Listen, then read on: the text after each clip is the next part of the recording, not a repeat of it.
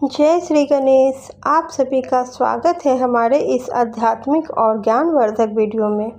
क्या आपने कभी सोचा है कि आखिर भगवान श्री गणेश जी को हाथी का ही सिर क्यों लगाया गया? क्या इसके पीछे केवल एक कथा है या इसमें कोई गहरा आध्यात्मिक रहस्य भी छिपा हुआ है? ये तो सब लोग जानते हैं कि शिव जी ने गणेश जी का गला काट दिया था, तो एक हाथी का सिर लाकर लगाना पड़ा उनमें। लेकिन हाथी का ही सिर क्यों लगाना पड़ा, ये भी तो कुछ बात हो सकती है ना। आज के इस वीडियो में हम जानेंगे भगवान गणेश जी के जन्म की अद्भुत कथा, कैसे उनका सिर अलग हुआ और क्यों भगवान ने हाथी का सिर ही उन्हें लगाया। साथ ही जानेंगे इस घटना का धार्मिक और आध्यात्मिक जीवन से जुड़ा गहरा संदेश।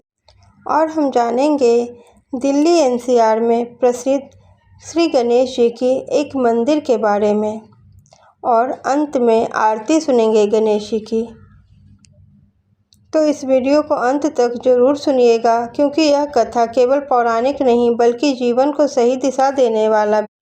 और कथा आपको ज़रा सा भी अच्छी लगे तो कृपया चैनल को सब्सक्राइब ज़रूर करें, क्योंकि दोस्तों एक वीडियो बनाने में बहुत मेहनत लगती है और अगर आप सब्सक्राइब करते हैं तो हमें बहुत प्रेरणा मिलती है। और वीडियो को लाइक भी करें, अपनों के साथ शेयर ज़रूर करें और कमेंट्स में ओम गण गणपते नमः अवश्य लिखें। चलिए वीडियो शुरू करते हैं। गज और असुर के संयोग से एक असुर जन्मा था, गजासुर। उसका मुख गज जैसा होने के कारण उसे गजासुर कहा जाने लगा। गजासुर शिव जी का बड़ा भक्त था और शिव जी के बिना अपनी कल्पना ही नहीं करता था। उसकी भक्ति से भोले भंडारी गजासुर पर प्रसन्न हो गए और वरदान मांगने को कहा। गजासुर ने कहा, प्रभु आपकी आराधना में कीट पक्षियों द्वारा होने वाले विघ्न से मुझे मुक्ति चाहिए, इसलिए मेरे शरीर से हमेशा तेज अग्नि निकलती रहे जिससे कोई पास न आए मेरे, और मैं निर्विघ्न आराधना करता रहूं आपकी। महादेव ने गजासुर को उसका मनचाहा वरदान दे दिया। गजासुर फिर से शिव जी की साधना में लीन हो गया। हजारों साल घोर तप से शिव जी फिर प्रकट हुए और कहा, तुम्हारे तप से प्रसन्न होकर मैंने मनचाहा वर दिया था, मैं फिर से प्रसन्न हूँ, बोलो अब क्या मांगते हो। गजासुर कुछ इच्छा लेकर तो तप कर ही नहीं रहा था, उसे तो शिव की आराधना के सिवा और कोई भी काम पसंद ही नहीं आता था। लेकिन प्रभु ने कहा कि वरदान मांगो तो वह सोचने लगा। गजासुर ने कहा, वैसे तो मैंने कुछ इच्छा कर तप नहीं की थी, लेकिन आप मुझे कुछ देना ही चाहते हैं तो आप कैलाश छोड़कर मेरे उधर पेट में ही निवास करें। भोले भंडारी गजासुर के पेट में समा गए।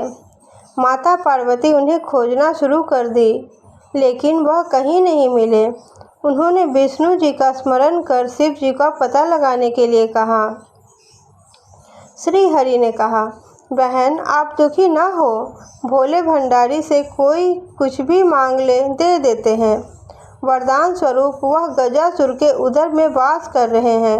श्री हरि ने एक लीला की। उन्होंने नंदी बैल को नृत्य का प्रशिक्षण दिया और फिर उसे खूब सजाने के बाद गजासुर के सामने जाकर नाचने को कहा। श्री हरि स्वयं एक ग्वाले के रूप में आए और बांसुरी बजाने लगे। बांसुरी की धुन पर नंदी ने ऐसा सुंदर नृत्य किया कि गजासुर बहुत प्रसन्न हो गया।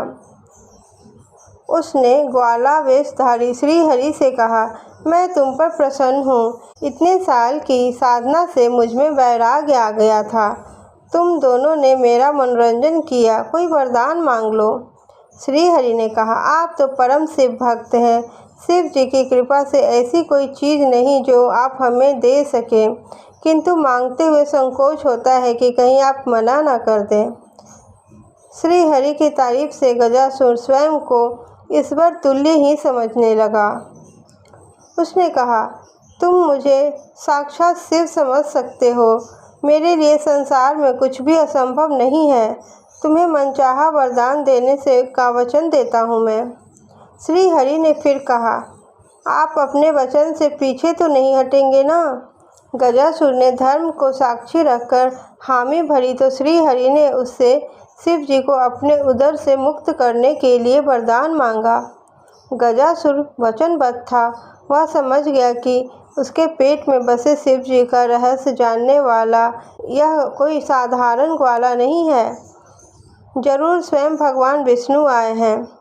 उसने शिव जी को मुक्त किया और शिव जी से एक आखिरी वरदान मांगा। उसने कहा, प्रभु, आपको उदर में लेने के पीछे किसी का अहित करने की मंशा नहीं थी मेरी। मैं तो बस इतना चाहता था कि आपके साथ मुझे भी स्मरण किया जाए। शरीर से आपका त्याग करने के बाद जीवन का कोई मोल नहीं रहा। इसलिए प्रभु, मुझे वरदान दीजिए कि मेरे शरीर का कोई अंश हमेशा आपके साथ पूजित हो। शिव जी ने उसे यह वरदान दे दिया। श्री हरि ने कहा, गजासुर, तुम्हारी शिव भक्ति अद्भुत है। शिव आराधना में लगे रहो। समय आने पर तुम्हें ऐसा सम्मान मिलेगा जिसकी तुमने कल्पना भी नहीं की होगी। जब गणेश जी का सिर धड़ से अलग हुआ तो गजासुर के शीश को ही श्री हरि काट लाए और गणपति के धड़ से जोड़कर जीवित किया। इस तरह वह शिव जी के प्रिय पुत्र के रूप में प्रथम आराध्य हो गए। दोस्तों, भोले बाबा को ऐसे ही भोले बाबा नहीं बोलते हैं, वो सचमुच भोले हैं। उनसे कुछ भी मांग लो वो ज़रूर दे देते हैं। आज बुधवार का दिन है, आज गणेश जी का दिन है। एक और कहानी सुनते हैं गणेश जी और बुढ़िया माई की। एक बुढ़िया माई थी, मिट्टी के गणेश जी की पूजा करती थी। रोज़ बनाए रोज़ गल जाए।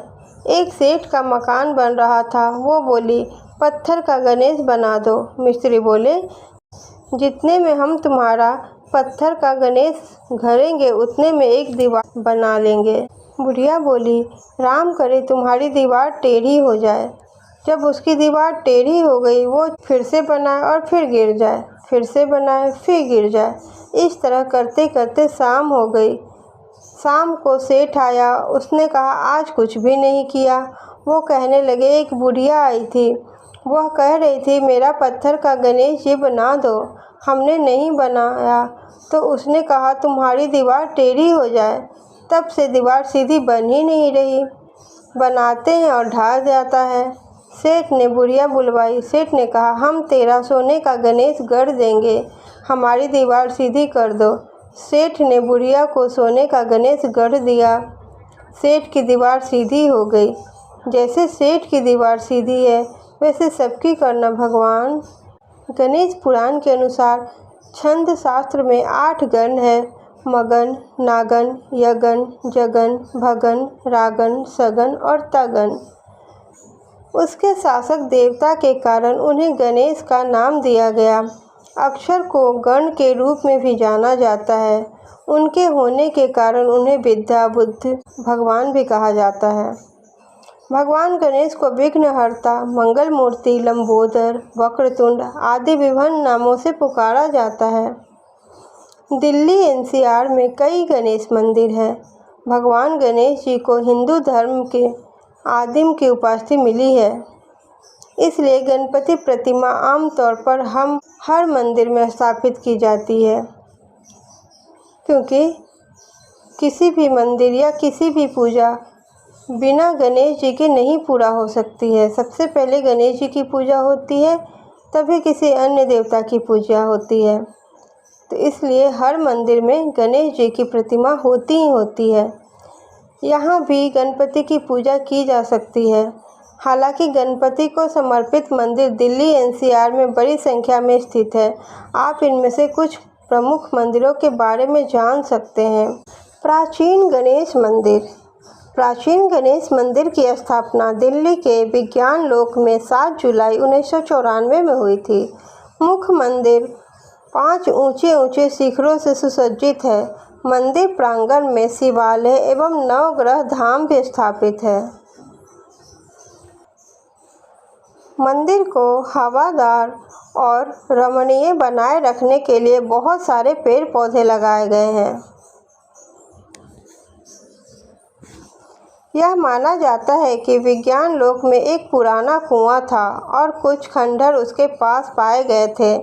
एक खंडहर के बीच एक मूर्ति मिली। इस बात का प्रबल संभावना थी कि किसी जमाने में यहाँ एक गणेश जी की वर्तमान मंदिर उसी ऊर्जा का परिणाम है। इसलिए सर्वसम्मति के साथ यह निर्णय लिया गया कि मंदिर का नाम प्राचीन गणेश मंदिर के नाम से ही रखा जाएगा।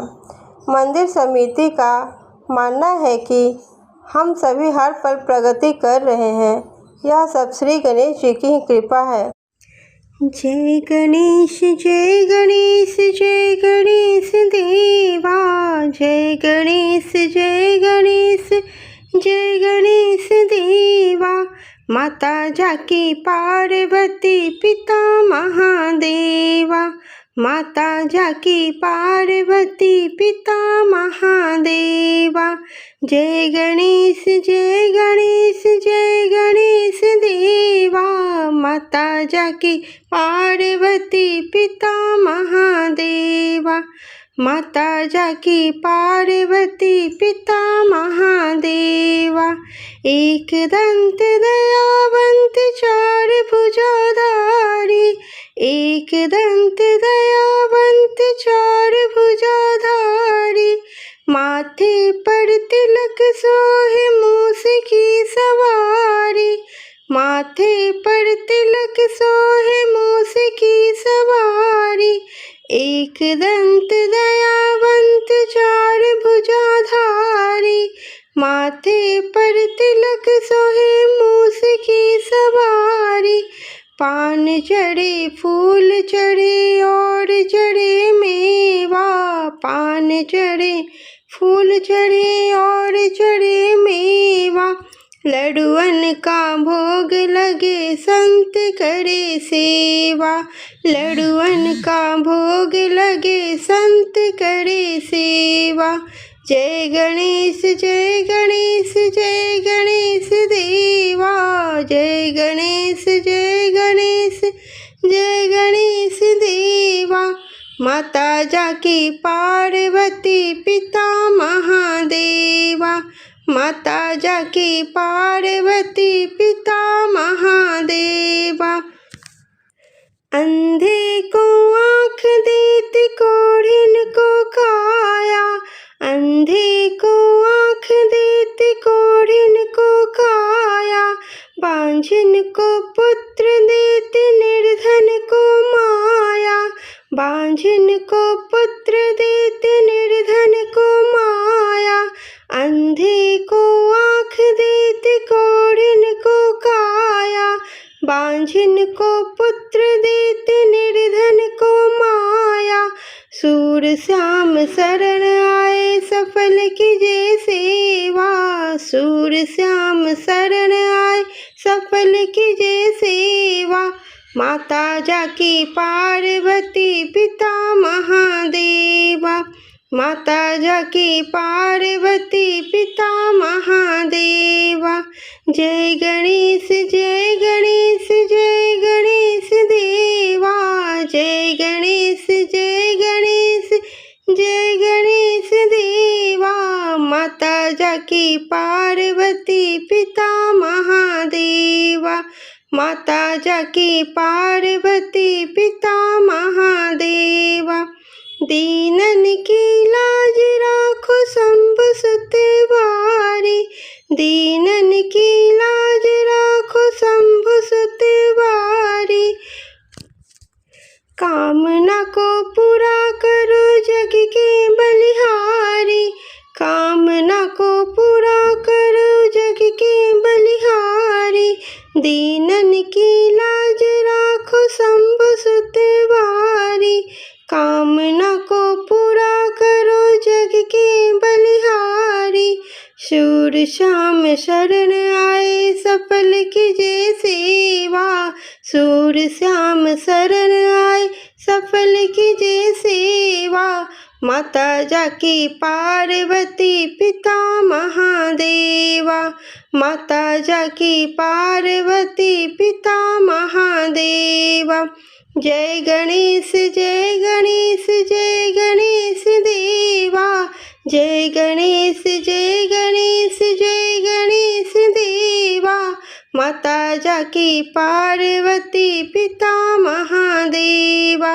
माता जाकी पार्वती पिता महादेवा। जय गणेश जय गणेश जय गणेश देवा। जय गणेश जय गणेश जय गणेश देवा। माता जाकी पार्वती पिता महादेवा। माता जाकी पार्वती पिता महादेवा। माता जाकी पार्वती पिता महादेवा। माता जाकी पार्वती पिता महादेवा। पौराणिक कथा के अनुसार एक बार भगवान शिव और माता पार्वती नर्मदा नदी के तट पर बैठे थे। वहां माता पार्वती ने शिव जी से चौपड़ खेलने की इच्छा जताई। दोनों ने खेलना शुरू किया, लेकिन इस खेल में हार जीत तय करने के लिए भगवान शिव के पास पड़े तिनकों से एक बालक का पुतला बनाकर उन्हें प्राण प्रतिष्ठा की और भगवान शिव ने उस बालक से कहा कि तुम बताना कि हम दोनों में से कौन हारा और कौन जीता। 3 बार खेले गए इस खेल में माता पार्वती लगातार जीतती रही, लेकिन बालक ने हर बार महादेव को विजयी घोषित कर दिया। यह बात पार्वती जी को बहुत बुरी लगी और उन्होंने गुस्से में उस बालक को श्राप दे दिया कि वह लंगड़ा हो जाएगा और कीचड़ में पड़ा रहेगा। बालक ने माता पार्वती से माफ़ी मांगी और कहा कि उससे गलती हो गई, अज्ञानवश हुई है। इस बात पर माता का दिल पिघला और उन्होंने कहा कि जब यहाँ नाग कन्याएं आएंगी तो उनके बताए अनुसार भगवान गणेश का 21 दिन का व्रत करो, इससे तुम्हारे सभी कष्ट दूर हो जाएंगे। इसके बाद माँ पार्वती चली गईं। करीब 1 साल बाद वहाँ नाग कन्याएं आईं और उन्होंने बालक को गणेश पूजन की विधि बताई। बालक ने 21 दिन तक पूरे नियम के साथ और श्रद्धा से व्रत किया। भगवान गणेश प्रसन्न हुए और वरदान मांगने को कहा। बालक ने प्रार्थना की कि उसे इतनी शक्ति मिले कि वह अपने पैरों से चलकर कैलाश पर्वत तक जा सके। गणेश जी ने उसे यह वरदान दे दिया। इसके बाद बालक ने कैलाश पर्वत पर पहुंचकर भगवान शिव को पूरी कथा सुनाई। बालक की बात सुनकर भगवान शिव ने भी 21 दिन तक गणेश जी का व्रत किया और माता पार्वती जी की नाराजगी दूर हो गई। बाद में माता पार्वती ने भी अपने पुत्र कार्तिकेय से मिलने की इच्छा से इसी प्रकार का व्रत किया। व्रत के 21वें दिन कार्तिकेय स्वयं माता से मिलने पहुँचे। गणेश भगवान जो विघ्नों का नाश करने वाले हैं, इस व्रत से प्रसन्न होकर अपने भक्तों की सारी मनोकामनाएं पूरी करते हैं। इसलिए यह व्रत श्रद्धा और नियम पूर्वक करना अत्यंत फलदायक माना जाता है। तो दोस्तों, अब आप समझ ही गए होंगे कि भगवान गणेश जी को हाथी का सिर क्यों लगाया गया था। यह कथा हमें सिखाती है कि बुद्धि, धैर्य, विनम्रता और आज्ञा पालन जीवन में कितने महत्वपूर्ण होते हैं। इसी कारण भगवान गणेश जी को प्रथम पूज्य और विघ्नहर्ता कहा जाता है। अगर आपको यह जानकारी पसंद आई हो तो कृपया वीडियो को लाइक करें, शेयर करें और चैनल को सब्सक्राइब करना ना भूलें, ताकि ऐसी ही धार्मिक और प्रेरणादायक कथाएं हम आप तक लगातार पहुंचाते रहें। कमेंट्स में ज़रूर लिखें ओम गण गणपते नमः। मिलते हैं अगले वीडियो में। धन्यवाद।